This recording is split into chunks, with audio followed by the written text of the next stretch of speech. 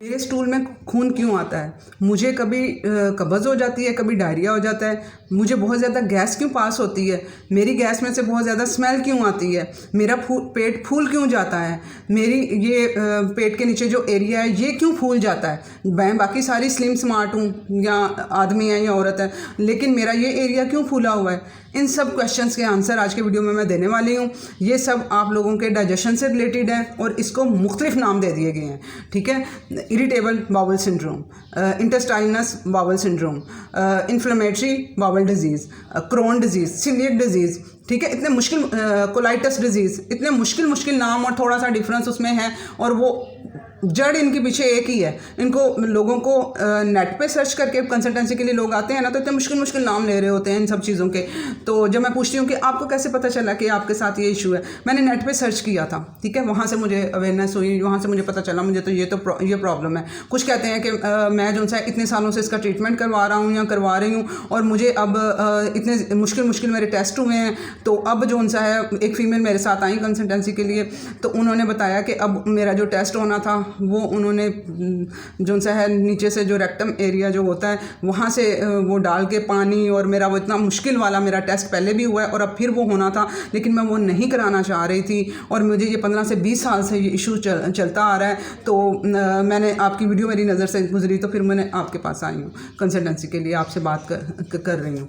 तो वो अब इतने मुश्किल टेस्टों के बाद और इन सब के बाद वो लोग भी सलूशन नहीं ढूंढ पा रहे हैं। इतनी दवाइयों के बावजूद भी अपने इन मसाइल के इशू नहीं ढूंढ पा रहे हैं, क्योंकि और उतना ही सिंपल है इनका इलाज, उतना ही एक डाइट चेंज की ज़रूरत है, एक लाइफस्टाइल चेंज की ज़रूरत है। जब तक वो कंप्लीट पैकेज नहीं दोगे, आपकी ये आंतों की बीमारियां ठीक नहीं होंगी। यहाँ पे कोई शॉर्टकट ढूंढोगे कि हमें बस मिनटों में फौरी हमें कोई दवाई मिल जाए जो हमारे इस प्रॉब्लम को दूर कर दे, नहीं ठीक होगा। मसला यहाँ पे भी होता है, स्ट्रेस लेवल बॉडी में इन लोगों के बहुत ज़्यादा होता है। ठीक है, ये लोग माने या ना माने, इनके साथ कुछ इस तरह से, इनके रिलेशंस में कुछ इस तरह से वाक़यात हुए होते हैं कि इनका जो इम्पैक्ट है वो इनके गट पे गया होता है। ठीक है, ये कनेक्शन आपस में सारा टूटा हुआ होता है। अब यहाँ पर आज के वीडियो में आप लोगों को कंप्लीट पता चल जाएगा कि आप लोगों को एटलीस्ट जाना किस तरफ है। आप लोगों ने इतने महंगा पैसा खर्च अपने टेस्टों की तरफ करना है, या आप लोगों को इसकी रूट कॉज पे काम करना है। तो वो आप लोग पूरा कंप्लीट वीडियो सुनेंगे तो आप लोगों को समझ आएगी कि होना क्या है आपके साथ, असल में किस तरह से आप लोगों ने इस बीमारियों को, जो इतने मुश्किल नाम है, इनको कैसे सीधा करना है। अस्सलाम वालेकुम, welcome to listen your body show. मैं अपनी हेल्थ डिजीज़ एक्सरसाइजेज स्टडी की बेस पे लोगों की हेल्प कर रही हूँ, उन लोगों को अवेयरनेस दे के। उन लोगों को कोई मेडिसिन नहीं देती हूँ, उन लोगों का डाइट चेंज करती हूँ, लाइफस्टाइल चेंज करती हूँ, और उनकी बीमारियाँ रिवर्स कर रही हूँ। चाहे वो हार्मोन्स डिस्टर्ब हों, चाहे वो गट से रिलेटेड कोई भी बीमारी है, चाहे वो थायराइड है, चाहे वो शुगर की बीमारी है, चाहे ब्लड प्रेशर की बीमारी है, ये सब चीज़ें। और इनमें से बहुत सी बीमारियाँ लोग जस्ट वीडियोज़ को सुन के अमल करके अपनी ठीक कर रहे हैं। नीचे कमेंट्स में बता रहे होते हैं कि हमने अपनी 15 साल पुराना, मैंने अपना ये इशू ठीक कर लिया, आपकी 2 वीडियोस को मैंने फॉलो किया, मेरा 15 साल पुराना मसला हल हो गया। 2 को नहीं, आपको कंप्लीट वीडियो को फॉलो करना है और कंप्लीट अपना पैकेज पूरा करना है। ठीक है, ताकि आप लोग, एक मेरे पास कंसल्टेंसी के लिए लोग आते हैं ना, तो वो अपने एक इशू को लेके आते हैं, लेकिन मैं उनकी पूरी लाइफ, उनकी पूरी बॉडी चेंज कर देती हूँ अल्हम्दुलिल्लाह, क्योंकि मैं उनकी जड़ पे काम कर रही होती हूँ। और उसको ठीक करने के लिए ऐसे तो हो ही नहीं सकता ना कि कोई भी आप लोगों को कोई बीमारी है और उससे रिलेटेड कोई सिर्फ एक ऑर्गन डिस्टर्ब हुआ है, उस एक ऑर्गन को ठीक कर दो और दूसरा वैसे का वैसा रह जाए। पूरा जो हमारा सिस्टम है, अल्लाह ताला ने आपस में लिंक्ड है, आपस में उन जोड़ा हुआ है। वो सारे एक दूसरे से मिलके जो टीम वर्क अंदर हो रहा होता है, वो पूरा टीम वर्क ठीक नहीं जब तक होगा तो आपके मसाइल ठीक नहीं होंगे। ठीक है, तो यही वजह है कि मैं आप लोगों को कह रही होती हूँ फॉलो ऑल वीडियोस। इसमें मेरी एक्सरसाइज वाली वीडियोस भी आ जाती हैं, तभी आप लोगों के मसाइल ठीक होंगे। ठीक है, अब यहाँ पर जो सा है, जो IBS को लेके, इसमें पहले शुरू में क्या होता है कि आप लोगों को थोड़ी सी वो आपकी आंतों में, जैसे कि आपको कब्ज़ होना या लूज़ मोशन होना, अगर आप दर्द पेट में होना, अगर आप लोगों को 4 से 6 हफ्ते तक मुसलसल ये इश्यूज़ आ रहे हैं कि आपका पेट ख़राब हो रहा है, कभी आपको डायरिया हो रहा है, कभी लूज़ मोशन, वो कब्ज़ हो रही है, तो आप लोगों को समझ आना चाहिए कि मुझे यहाँ इसको अपनी डाइट को चेंज करने की ज़रूरत है, अपने लाइफस्टाइल को चेंज करने की ज़रूरत है। जहाँ पे मेरे साथ कुछ मसला चल रहा है, उसको वक्ती तौर पे फकियाँ फकियाँ खा के, कब्ज़ को फकियाँ खा के दूर किया जाता है, और उसके लिए जो सा साथ में इसबगोल यूज़ किया जा रहा होता है, दूसरे सप्लीमेंट्स यूज़ किए जा रहे होते हैं अपने वक्ती तौर पे उन चीज़ों को रोकने के लिए। वो थोड़ी देर के लिए दवाई खाते हैं, दोबारा से फिर वो उसी खुराक पे आ जाते हैं और फिर वो उसी तरह से सारा सिस्टम चल रहा होता है। जब वो IBD में कन्वर्ट हो जाता है ना, वहाँ जाके मामला ख़राब, क्योंकि जब इसे कंटिन्यूस चलने देते हैं ना, फिर क्रोनिक डिजीज़ में कन्वर्ट हो जाता है। क्रोनिक का मतलब होता है कोई लंबे अरसे तक चलने वाली बीमारी। जब वो लंबे अरसे तक चलती है बीमारी कोई, तो वो फिर आ जाता है, वहाँ पे इंटरफेरेंस आ जाती है हमारे क़ुव्वत मदाफ़त निज़ाम की, हमारा इम्यून सिस्टम वो बीच में इन्वॉल्व हो जाता है। जब वो साहब इन्वॉल्व हुए ना, तो वहाँ पे फिर बात बिगड़ जाती है, वहाँ पे फिर काम संभालना मुश्किल हो जाता है। तो वो फिर इम्यूनिटी जो सी उसमें इम्यून सिस्टम क्या करता है, वो जिसने कि हमारे जिस्म की हिफाजत करनी होती है, ठीक है, जिसने हमें बाहर से आने वाले गंदे बैक्टीरिया से बचाना होता है। हमें कहीं चोट लग जाती है तो फ़ौरन वहाँ पे हमारे, आप लोग देखते होंगे कि वहाँ पे ऊपर से स्किन वो रेड वाइट सा पोर्शन ऊपर आ जाता है, वो ब्लड रोकने के लिए सूज जाती है वो चीज़ हमारी। अगर कहीं चोट लगी है, कोई ज़ख्म आया है, वो स्वेल हो जाती है। ये हमारा इम्यून सिस्टम एक्टिवेट हो गया, हमारे इम्यून सिस्टम ने आके वहाँ पे सोजिश कर दी है ताकि मज़ीद खून ना बहे और वहीं पे वो रुक जाए। तो वो सोजिश जो दे रहा है, तो इसका मतलब है वहाँ वाइट ब्लड सेल आ जाते हैं, तो वो मतलब ये हुआ कि एक्टिवेट हो गया, हमारा इम्यून सिस्टम हमारी मदद कर रहा है, ठीक है। वो स्वेलिंग फिर 1-2 दिन में कम हो जाती है। ये है इम्यून सिस्टम का काम। लेकिन जब ये क्रोनिक डिजीज़ में कन्वर्ट हो जाता है, तो यहाँ पे इम्यून सिस्टम क्या करता है, उल्टा अटैक करना शुरू कर देता है, जिसने कि हमारी हिफाजत करनी होती है, जिसे हम अपना सिक्योरिटी गार्ड फील कर रहे होते हैं, तो समझते हैं कि ये हमारा सिक्योरिटी गार्ड है। तो वो फिर कहाँ अटैक होते हैं, जिनको आंतों के मसाइल हैं वो उनकी आंतों पे अटैक होते हैं। जब फिर वो ऐसी डाइट खाते हैं जो उनको ट्रिगर कर रही होती है, उनकी इशू को बढ़ा रही होती है, तो वो फिर वो थोड़ी सी भी वो डाइट लेंगे ना, तो वो ट्रिगर हो जाएगा और उनको वो इशू होना शुरू हो जाता है दोबारा से। तो वो फिर वहाँ पर क्योंकि वो एंटीबॉडीज़ बनना शुरू हो जाती हैं, वो अटैक करना शुरू कर देते हैं आंतों पे, तो इस वजह से फिर वो इशू जो है वो ज़्यादा बिगड़ जाता है। तो यहाँ पर अब जिनका इम्यूनिटी तक जिनकी बात ज़्यादा चली गई हुई है, उनको अपने इम्यूनिटी लेवल पे काम करना है, ठीक है, अपने इम्यून सिस्टम को स्ट्रॉन्ग करना है और आहिस्ता आहिस्ता से करके सीधा करना है, और साथ में अपनी आंतों को किस तरह से आहिस्ता आहिस्ता करके सीधा करना है वो भी हम डिस्कस करते हैं। अब यहाँ पर सबसे पहले शुरुआत क्या हुई, आप लोगों को का जो अनडाइजेस्टेड खाना है, मैदे से शुरुआत हुई। मैदे में आप लोगों ने उसे अच्छे से खाना वो डाइजेस्ट करा के नहीं जाने दिया, फटाफट में स्पीडली खाने का स्टाइल आप लोगों को कंसंट्रेट करके खाना खाना है। आपको डिप्रेशन के बगैर खाना खाना है। कोई भी स्ट्रेस को नहीं रोका जा सकता। लाइफ में हमारे मामला चल रहे होते हैं, ऑफिस में सब कुछ चल रहा होता है, तो आपने खाना खाने से पहले आप लोग इतना तो कर सकते हो ना कि 5 मिनट के लिए पुरसकून हो जाओ, डीप ब्रीदिंग करो, अपने स्ट्रेस लेवल को डाउन करो, फिर खाना शुरू करो, ठीक है, ताकि वो आपके गट और ब्रेन का आपस में सिग्नल जो चल रहा होता है वो एक अच्छे वे में ये मैसेजिंग जाए, एक अच्छे वे में सारे पैगाम जाए और आपके खाना डाइजेस्ट अच्छे से हो सके। जब वो अनडाइजेस्टेड खाना अब किसी भी वजह से मैदे में तेजाब नहीं था, स्ट्रेस में थे आप लोग बैठे हुए, आपने जब फटाफट खाना खाया, उसे अच्छे से चबा के नहीं खाया, आपका जो सलाइवा अंदर जाना चाहिए था, एंजाइम्स अंदर जाने चाहिए थे, उसमें मिक्स होने चाहिए थे, उसे हजम कराने के लिए वो शामिल नहीं हो सके, कोई भी रीज़न हो सकती है, वो आपका खाना जो है और ज़्यादा कार्बोहाइड्रेट शुगरी चीज़ें ज़्यादा आप खाते हैं, वो सारी चीज़ें मिलके आपको वो अनडाइजेस्टेड खाना जो है ना आपका उठा के वो आंतों में भेज देते हैं। जब वो अनडाइजेस्टेड खाना आंतों में जाता है तो वहाँ जाके वो सोजिश देता है। सोजिश का मतलब पता है क्या होता है, वहाँ कट लग जाते हैं आंतों में, स्वेलिंग हो जाती है। जिस तरह बाहर जख्म आए तो सूज जाता है ना हमारा हाथ, तो उसी तरह से आंतों में अंदर कट लग जाते हैं और स्वेलिंग हुई पड़ी होती है। आप खुद सोचें कि उन आंतों ने जिसने खाना हजम कराने में मदद करनी है, मूवमेंट करनी है, वो कर ही नहीं पा रही हैं। वो सब कुछ अपना काम करने के बजाय वो तुम्हें तो सोजिश आई पड़ी है, वो किस तरह से हिले, किस तरह से वो आपका खाना डाइजेस्ट करवाएं। तो वो फिर जाके वो अनडाइजेस्टेड लूज मोशन की फॉर्म में जो खा रहे होते हैं वैसे ही वो फेंक रहा होता है बाहर के, चलो जी जो मर्जी करो, मैं क्या करूँ इसको, मैं तो खुद बेहाल हुआ पड़ा हूँ, ठीक है। तो वो आप लोगों ने अपनी इन्फ्लेमेशन को वहाँ पे डाउन करना है, वहाँ पे आप लोगों की जो ये कट लगे हुए हैं इनको डाउन में लेके आना है, अपनी सोजिश को आप लोगों ने कम करना है। तो इसके लिए आप लोगों को फटाफट में ये नहीं काम होने वाला, आप लोगों को थोड़ा यहाँ पे सब्र से काम लेना पड़ेगा। लेकिन आप लोगों को क्या है, 5 से 6 महीने का टारगेट आपने माइंड में रखना है। उसके बाद आपने लेकिन विद इन अ मंथ आप लोग देखेंगे, आप लोग अपनी डाइट चेंज करते हो, अपना लाइफस्टाइल चेंज करते हो, विद इन अ मंथ आप लोगों के आहिस्ता आहिस्ता एनर्जी लेवल आप लोगों के बढ़ने लगेंगे, आपकी स्किन अच्छी होने लगेगी, आपके मूड अच्छा होने लगेगा। यहाँ पे मूड बहुत वो काउंट करता है। जब आपके अंदर गट में जब खराबी आई पड़ी है ना तो कुछ अच्छा नहीं लगता है। एक आदमी आए हैं मेरे पास कंसल्टेंसी के लिए, उन्होंने कहा कि मुझे ज़िंदगी की कोई चीज़, कोई खुशी, मुझे कुछ खुशी नहीं दे रही है, मुझे कोई चीज़ खुशी नहीं दे रही है, मेरे पास सब कुछ है लेकिन मैं खुश नहीं हूँ। मैं जानती थी उनकी कंडीशन कि उनके गट का इशू है। जब उनके गट पे काम शुरू किया तो उनको आम चीज़ें भी अच्छी लगने लगी, आम जो उनकी लाइफ में हो रहा था वो भी अच्छा लगने लगा। ठीक है, तो आप लोगों ने इस तरह से समझ के इन सब चीज़ों को इम्प्लीमेंट करेंगे तो बात बनेगी। हमारे यहाँ पे जो हमारा सेंट्रल नर्वस सिस्टम होता है, इसका और गट का आपस में कनेक्शन होता है। ठीक है, ये स्पीडली आपस में बात कर रहे होते हैं कि भाई खाना आ रहा है, इसको डाइजेस्ट करवाने में मदद करनी है, जूसेस रिलीज़ करने हैं, इस तरह से वो लेके चलना होता है।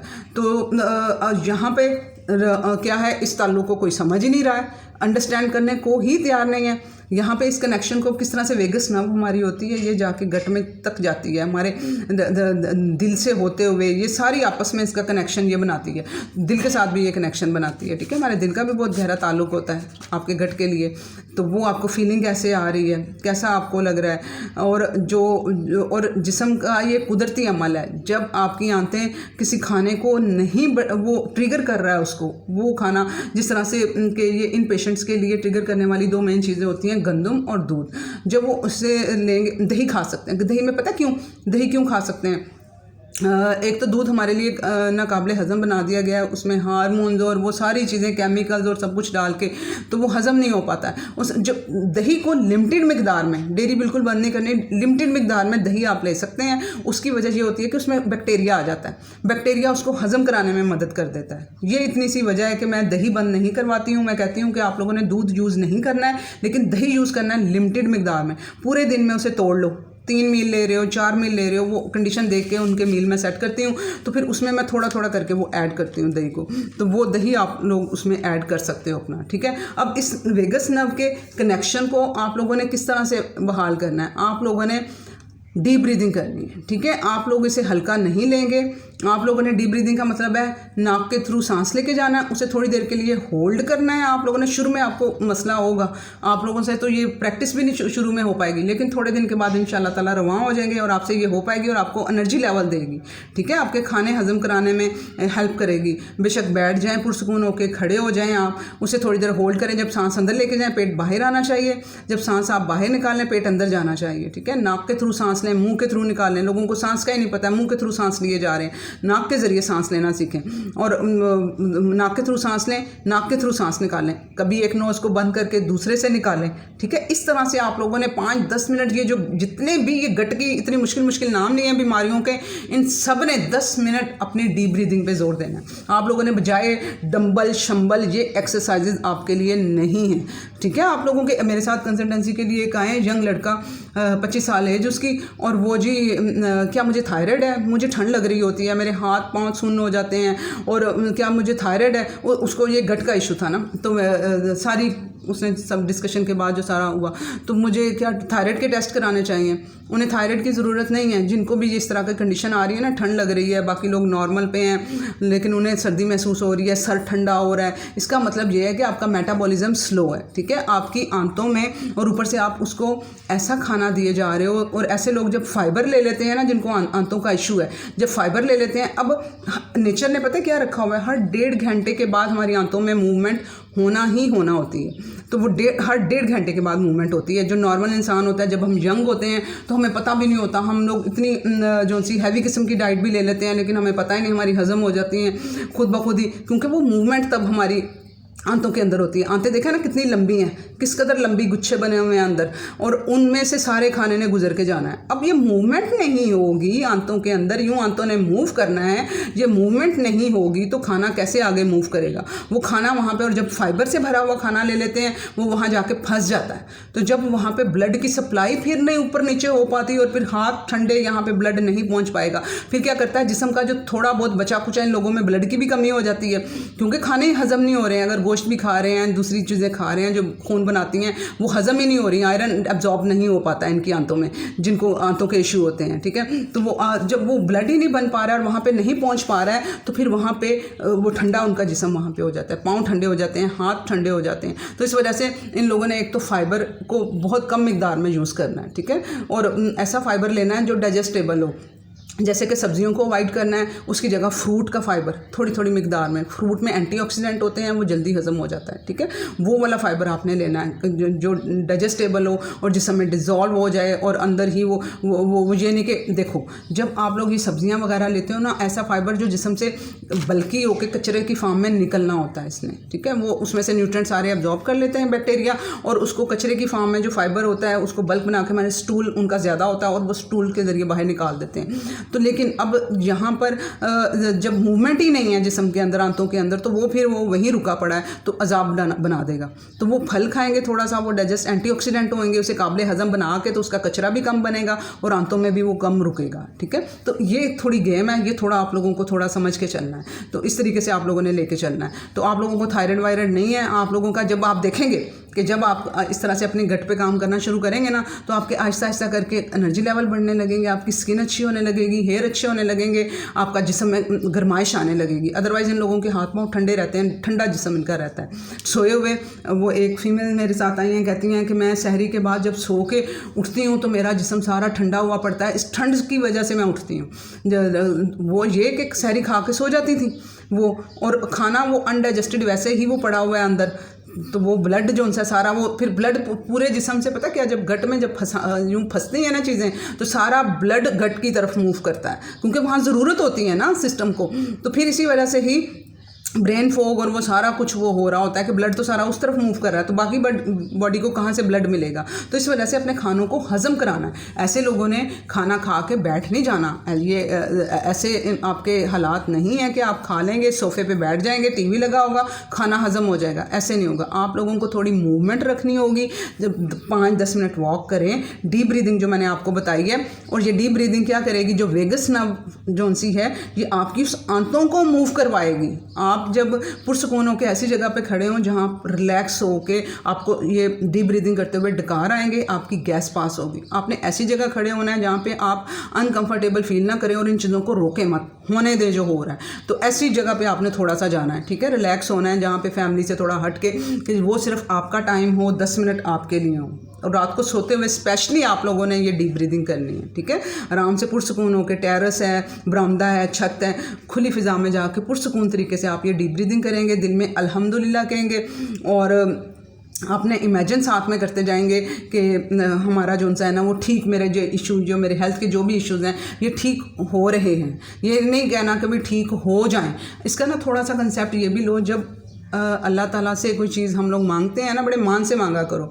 वो देखो, जब किसी कोई बाप जो सा होता है, एग्जांपल दे रही हूँ कि बाप से कोई चीज़ मंगवानी हो, बच्चे ने कोई पेन मंगवाना हो, कोई किताब मंगवानी हो, तो वो भिखारियों की तरह ऐसे थोड़ी कहेगा प्लीज़ बाबा मुझे ला दें, मैं आपके हाथ पकड़ता हूँ, आपकी मिन्नतें करता हूँ कि मेरा ये काम कर दें, मुझे ये ला दें।